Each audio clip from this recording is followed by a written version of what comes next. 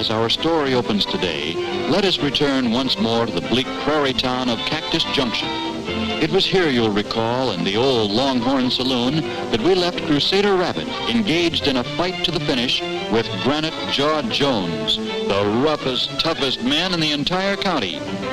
Crusader's sole supporter was his strong but timid friend, Rags the Tiger, who peeked anxiously in through a nearby window.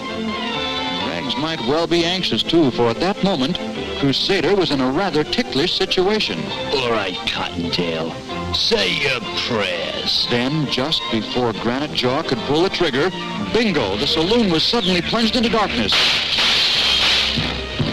It sounded bad for Crusader, but when the lights came on once more, the cactus crowd could hardly believe their eyes.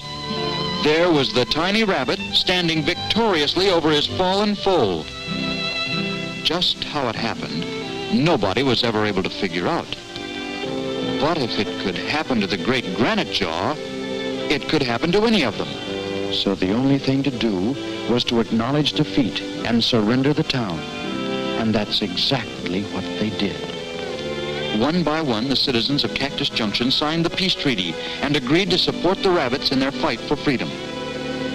Elsewhere throughout the state, however, rabbits were still being persecuted, and so the two warriors dared not rest.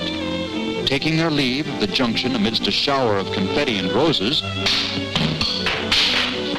they were soon on their way. The next town they planned to hit was a place called Dead Man's Corner. Now, Dead Man's Corner had a good reason for its name. You see, it was populated by the most trigger-happy bunch of cowpokes ever assembled.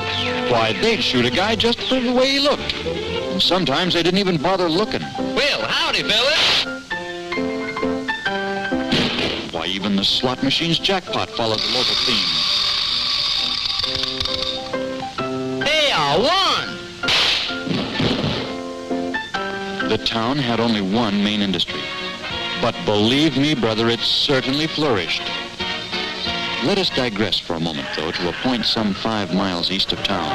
It just so happened that Crusader and Rags weren't the only things speeding toward Dead Man's Corner. Sure enough, it was a Texas twister, the granddaddy of all cyclones, and it was heading right for the heart of that tough little town. Of course, Crusader didn't know about any of this, and maybe the way he was feeling it wouldn't have made any difference, because right down the main street he came, bold as all get out. Most of the town seemed to be patronizing the Tombstone Card Palace, so that's where he headed. The boys inside were enjoying a friendly little game of stud when they were startled by... All right, you mugs, I'm gonna tear you apart, piece by piece, one by one. Who's first? Golly, did I say that? An ominous silence fell over the room as every man reached for his gun, and then the cyclone struck. Is it possible for our tiny friend to survive both crushing wind